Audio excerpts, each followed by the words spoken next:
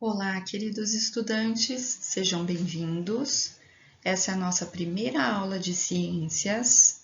Eu sou a professora Maria Beatriz e desejo as boas-vindas a todos, que tenhamos um ótimo ano letivo e que consigamos caminhar este ano aprendendo mais as nossas ciências.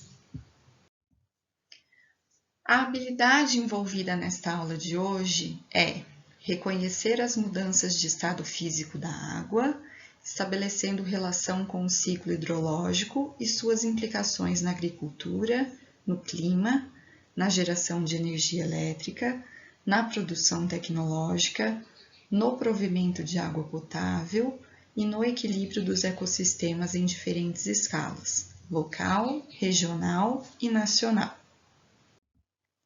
Então, nós vamos iniciar a nossa aula relembrando o ciclo da água, tá? Um ciclo tão importante na natureza, é considerado um ciclo biogeoquímico, ou seja, ele conduz as ações na natureza, tá? E então, esse ciclo ele depende muito da energia solar, do nosso Sol, tá? Então, para que ele aconteça, precisa da presença do nosso astro-rei, o Sol. A água, no seu estado normal, na nossa temperatura considerada normal entre 20 e 25 graus, ela está na temperatura ideal para estar no estado líquido, certo? Então, a água no estado líquido, quando essa temperatura ela fica mais elevada, aumenta o calor, aumenta a temperatura da Terra, então essa água ela começa a evaporar para a atmosfera, tá? Então, essa água quando evapora, ela chega até as nuvens do céu, se condensa, passa por um processo chamado de condensação, tá?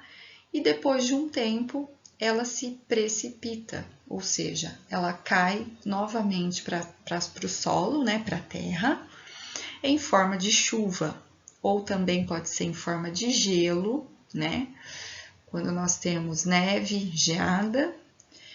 E também essa água ela pode ser evaporada num processo chamado de transpiração. Então, as plantas e nós também, os seres vivos, os animais, nós também transpiramos, Através do suor, quando essa temperatura aumenta, nós liberamos vapor de água para o ar. Então, esse vapor que é liberado através da transpiração, ele também chega até as nuvens, se condensa e cai em forma de chuva, tá? Essa chuva que cai, ela pode se infiltrar no solo, tá? Então, quando ela infiltra, ela forma, lençóis freáticos, lençóis subterrâneos de água e também ajuda na manutenção do solo, dos seres vivos e dos animais que ali vivem. Está certo? Então, este é o nosso ciclo da água, ele acontece constantemente, é um ciclo, Chove, essa água cai, ela se infiltra, ela enche os rios, Os rios, os lagos. Depois, com o aumento de temperatura, ela evapora, sobe até as nuvens, se condensa e cai novamente em forma de chuva.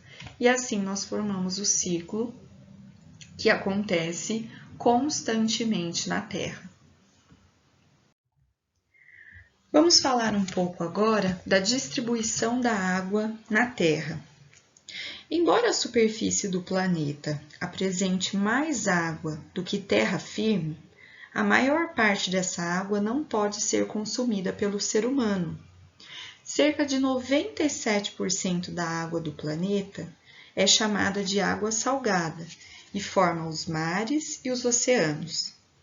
Ela recebe esse nome devido à grande quantidade de sais nela dissolvidos, sendo o cloreto de sódio, mais conhecido como sal de cozinha, o mais abundante, o que tem maior quantidade.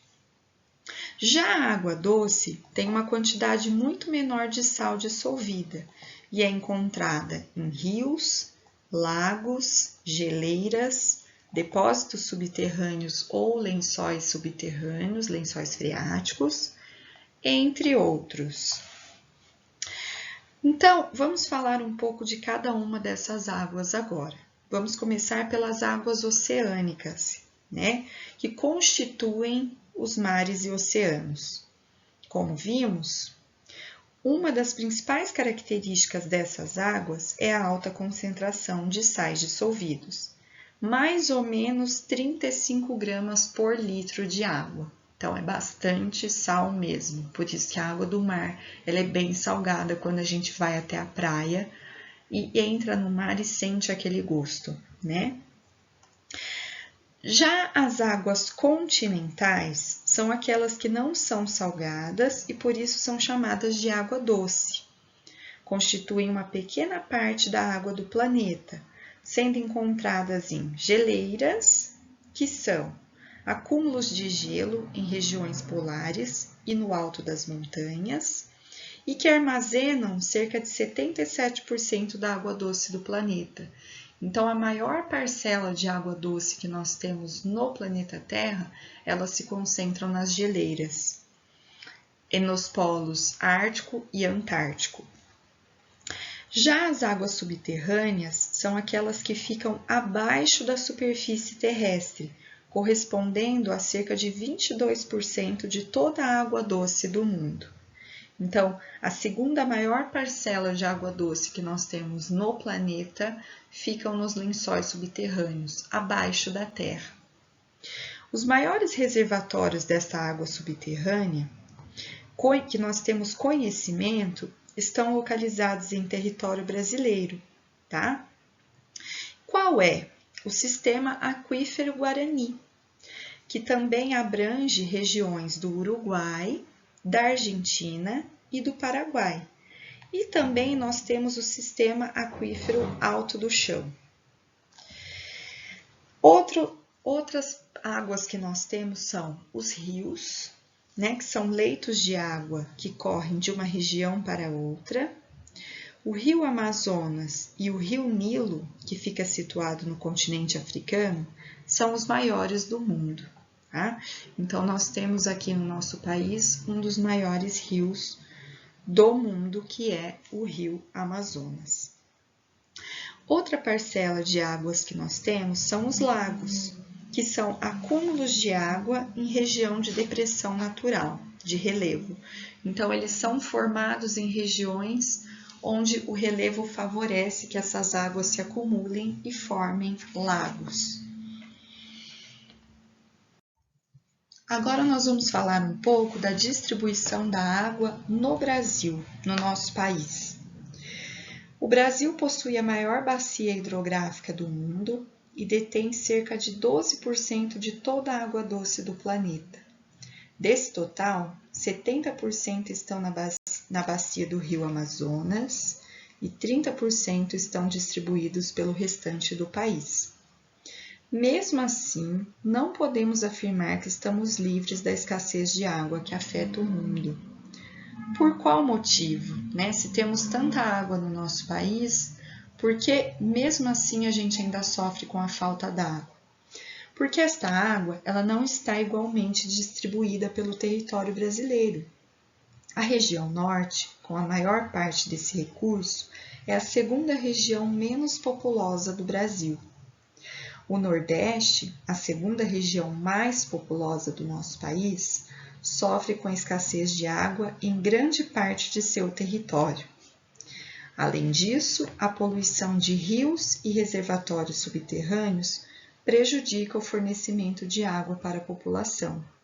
Como exemplos, temos o rio Madeira, que banha os estados de Rondônia e do Amazonas, e o rio Cuiabá, que banha o estado de Mato Grosso, que por causa do garimpo clandestino que lá acontece, estão contaminados por mercúrio, que é considerado um metal pesado de alta toxicidade.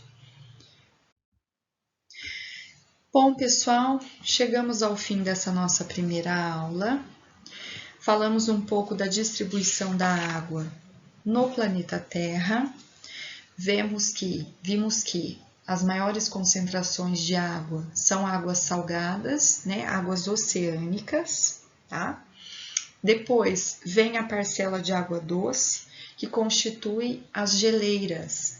As outras águas que nós temos subterrâneas, rios e lagos, são em menor quantidade. E vimos também que a distribuição dessa água ela é desigual em todo o nosso país. Apesar de termos a maior bacia hidrográfica do mundo, que é a do Rio Amazonas, nós temos esse problema que essa água ela é mal distribuída por toda a região do nosso país, né? Então, na região norte, ela é muito concentrada, e nas regiões como o Nordeste, por exemplo, que é uma região muito populosa, né, com grande concentração de pessoas do nosso país, ela tem esse problema de que a água não chega lá, né, e a gente não tem grandes quantidades de água para abastecer a população do Nordeste. Então, o pessoal lá sofre com a seca, é muito difícil, né? E é isso que eu tinha para falar para vocês hoje. Espero que vocês tenham entendido. Qualquer dúvida podem me procurar, estarei disponível na escola e no WhatsApp, tá? E aqui, para finalizar, eu deixo o link de acesso à atividade da aula para vocês no Google Forms. Lembrando que na descrição do vídeo no YouTube eu estarei deixando este link também para que vocês resolvam a atividade, respondam as questões e enviem para mim, para que eu possa corrigir para vocês, tá bom? Muito obrigada e até a próxima aula.